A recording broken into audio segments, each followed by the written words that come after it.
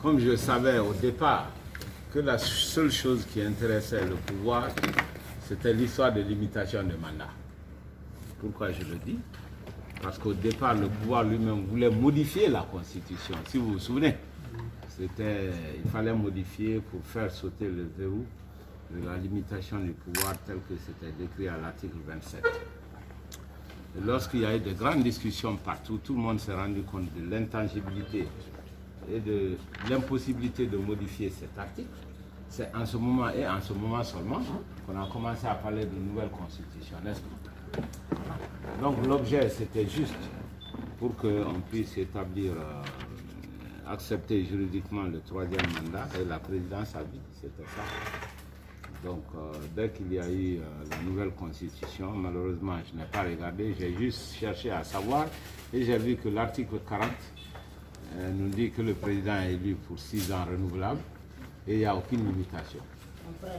Voilà, c'est tout ce que j'ai lu dedans parce que vraiment je n'ai pas pris le temps de voir le reste parce que je sais que tout ce qui a été dit comme insuffisance n'était que des arguments. Dans la mesure où on pouvait tout changer, ces insuffisances qui avaient été relevées, on pouvait les changer dans le cadre de l'ancienne constitution, simplement modifier. Donc j'ai estimé que tout ce qui les intéressait, c'était cela. Voilà.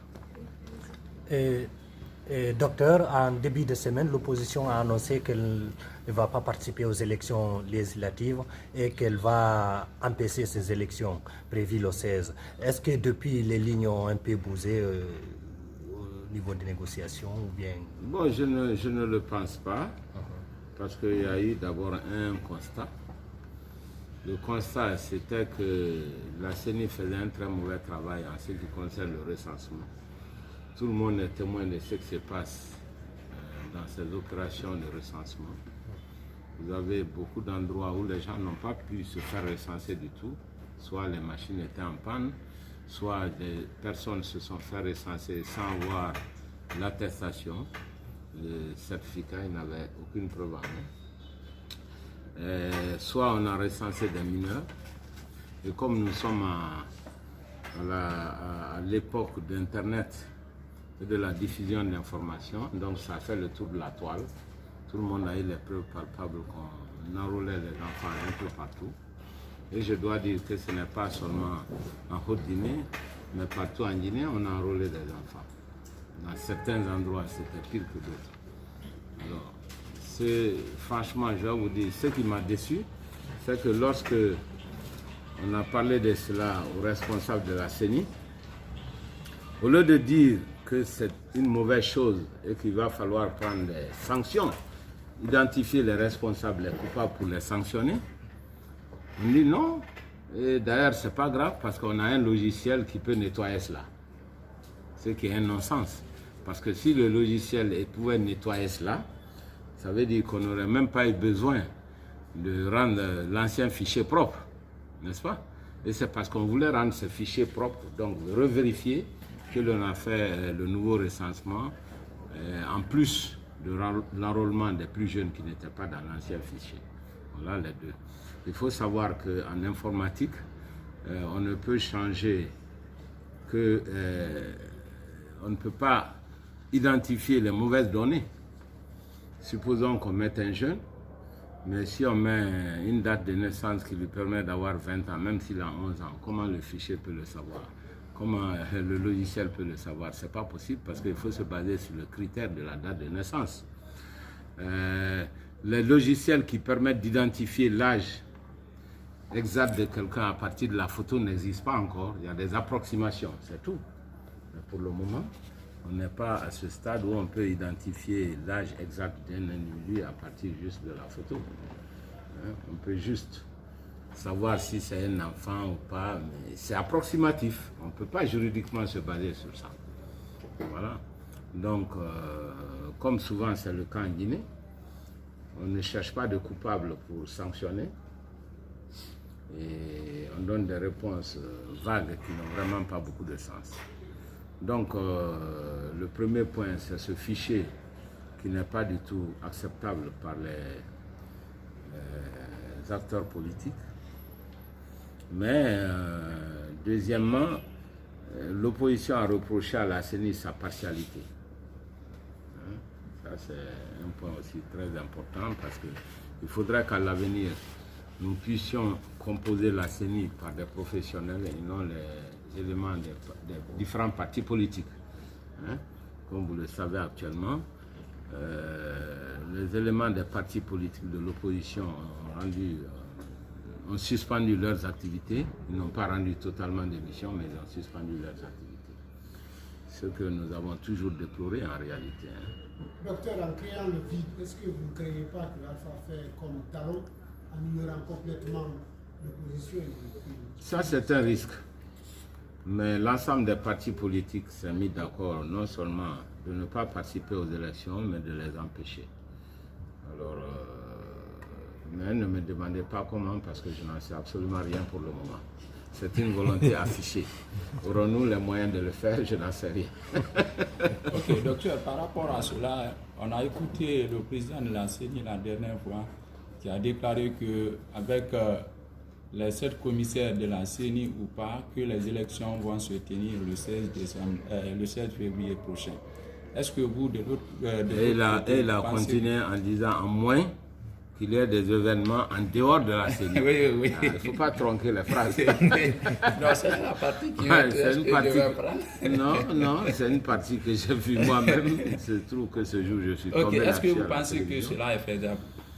Écoutez, tout est faisable ici en Guinée. Moi, je suis frappé vraiment par le manque d'éthique et de morale des personnes, de beaucoup de responsables en Guinée. Quand on voit aujourd'hui les passages que l'on voit d'un parti, de la mouvance à l'opposition, ou de l'opposition à la mouvance, il y a de quoi s'interroger sur la moralité des hommes politiques, où des gens prennent une position aujourd'hui selon leurs intérêts, le lendemain ils changent complètement de position et défendent une différente position avec la même vigueur. Alors c'est vraiment dommage parce que ça fait que notre jeunesse n'arrive même plus à croire à la politique et aux hommes politiques. S'il y a quelque chose que moi je déplore en Guinée, c'est vraiment le manque de valeur et l'inconstance des hommes politiques, ce qui fait que les jeunes ont l'impression qu'il n'y a pas de repère. Que faire maintenant? Il n'y a pas de repère. Il faut que des gens de bonne volonté comme nous continuons à nous battre pour montrer aux gens qu'on peut croire à des valeurs et que la constance est une vertu en politique et que l'on suit vraiment un idéal, qu'on suit des valeurs et qu'on n'est pas prêt à faire n'importe quoi du jour au lendemain. Il faut que vous ayez quand même le bon exemple. Ça ne peut pas continuer comme ça, où chacun retourne sa veste selon ses propres avantages d'un jour à l'autre. Ça, c'est vraiment dommage. Ça veut dire que quelles que soient les propositions que vous aurez faites du côté du RPG, vous n'allez pas, cette page est tournée, vous n'allez pas vous retourner? Absolument. Absolument.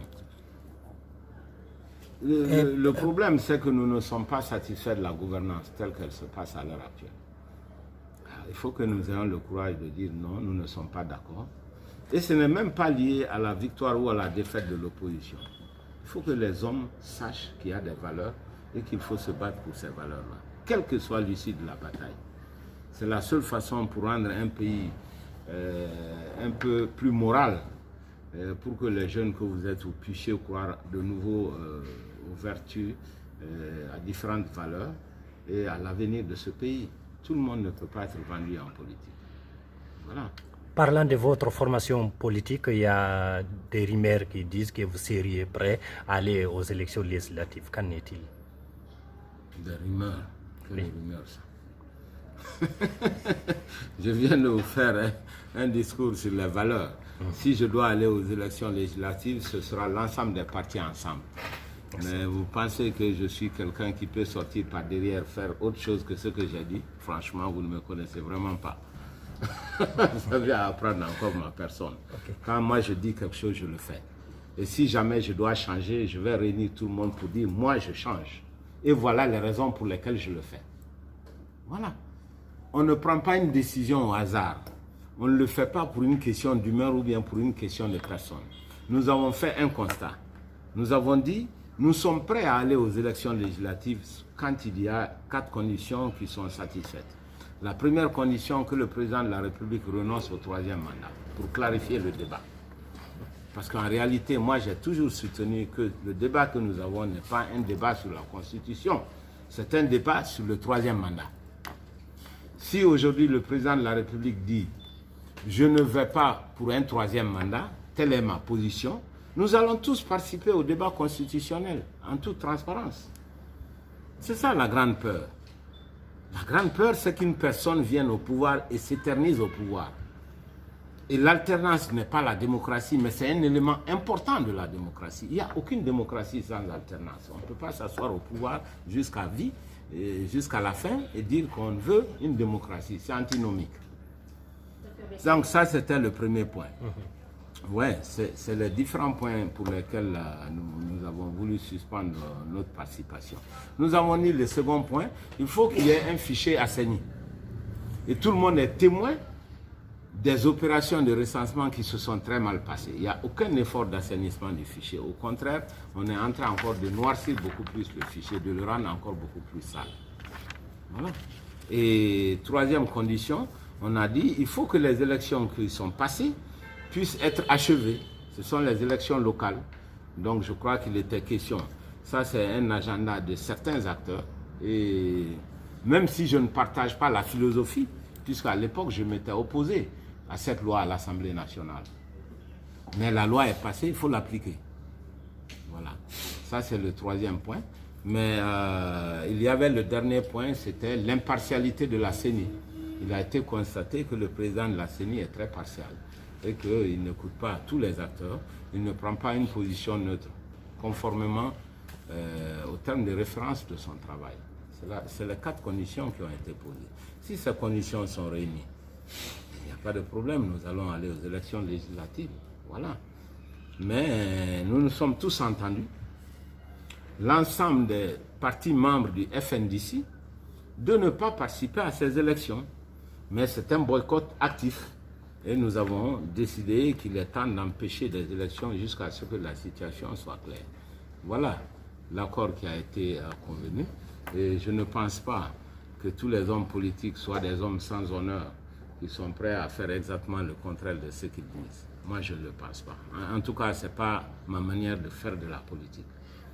Et pourtant, on a vu des partis politiques membres de l'opposition qui se bousculent aux portes de la CENI pour le dépôt des candidatures. Lesquels? Et peut-on dire... Lesquels? RRD... Il a déposé. Qui?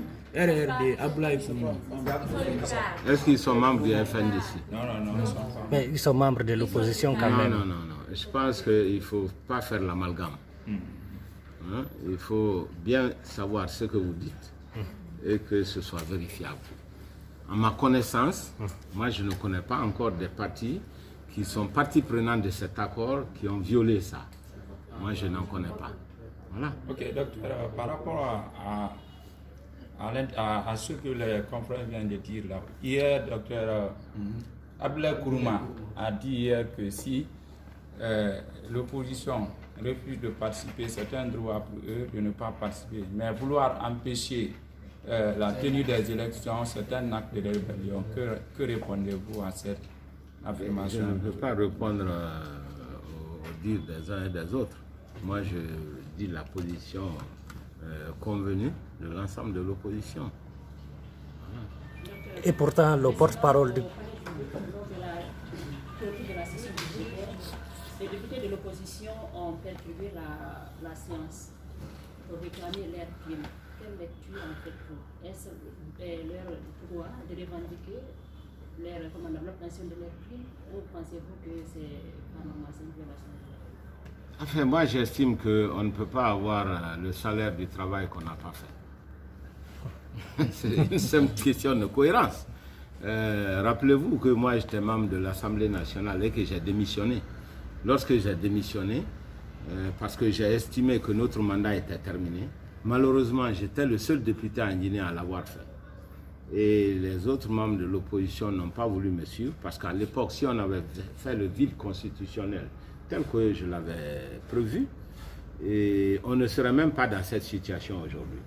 Parce que la Guinée aurait été isolée sur le plan diplomatique et sur le plan financier, et on aurait déjà fini les nouvelles élections législatives. Malheureusement, ils n'ont pas compris, ou je n'en sais rien. Les gens se battent souvent pour des intérêts, c'est ce que je reproche aux Guinéens. Et quand on ne va pas siéger à l'Assemblée nationale, je ne vois pas pourquoi on va exiger d'avoir des primes. Mais ceci dit, je ne les ai pas écoutés. Peut-être qu'ils pensent que ces primes vont être détournées par d'autres membres de la même Assemblée, auquel cas ils ont leur raison. Voilà, mais ce que je peux vous dire, c'est que quand moi j'ai démissionné, j'ai réellement démissionné. Je n'ai même pas cherché à savoir qui prend mes salaires et où c'est versé, ce n'était pas mon problème. J'ai estimé qu'il faut être cohérent. Je ne vais pas à l'Assemblée nationale, je ne prends pas de salaire. C'est très simple. Mais ça, c'est la position du docteur Kaba. Ok, docteur, attendez, j'ai une question. Docteur, hier, la Cour suprême a rendu le verdict dans le dossier qui oppose M. Cellou Dalein Diallo au ministère de l'administration du territoire. Du FDG ou M. Dalein? De l'UFDG. Il ne faut pas personnaliser les problèmes. Ok, c'est par rapport à l'installation des chefs de quartier et autres. Donc hier, la Cour suprême a donné l'autorisation au ministère, a exigé au ministère d'installer les conseillers de quartier et autres. Est-ce que vous pensez que cette décision va être appliquée à la lettre sur le terrain et maintenant? D'abord, est-ce que c'est une bonne décision, une mauvaise décision avant son application? Je pense que c'est une bonne décision et ça honore la justice. Rappelez-vous, chaque fois que des hommes de loi disent le droit contre la force, contre le pouvoir, c'est une avancée que nous devons tous saluer. C'est très très important. Ça a été le cas lorsque cette même Cour suprême a donné raison au PADES pour son autorisation d'exercer des activités de parti politique qui avaient été refusées par le pouvoir. Nous avons gagné à la Cour suprême et aujourd'hui, nous exerçons les activités politiques en dépit de l'opposition du pouvoir. C'est une avancée. Je crois que vous, les journalistes, vous pouvez participer au combat de votre pays chaque fois que vous encouragez les hommes de bonne volonté qui ont le courage de dire le droit. Et c'est en ce sens que moi j'ai salué hier la décision de la Cour suprême. C'est une très bonne décision. Encore une fois, vous savez que cette loi qui a donné la possibilité de nommer les chefs de quartier par les partis qui ont le pouvoir dans une commune, nous avons voté contre la loi parce que nous avons pensé que ce n'était pas une bonne loi. Et à l'époque, c'est l'UFDG et le RPG qui s'étaient entendus pour voter la loi. Mais dans un pays, si vous voulez que ça marche, lorsqu'une loi est en vigueur, il faut l'appliquer. Que l'on partage ou pas les fondements de la loi, moi je ne partage pas les fondements de cette loi. Mais je me battrai pour que la loi soit appliquée, parce que c'est la seule façon de faire vivre une communauté d'êtres humains.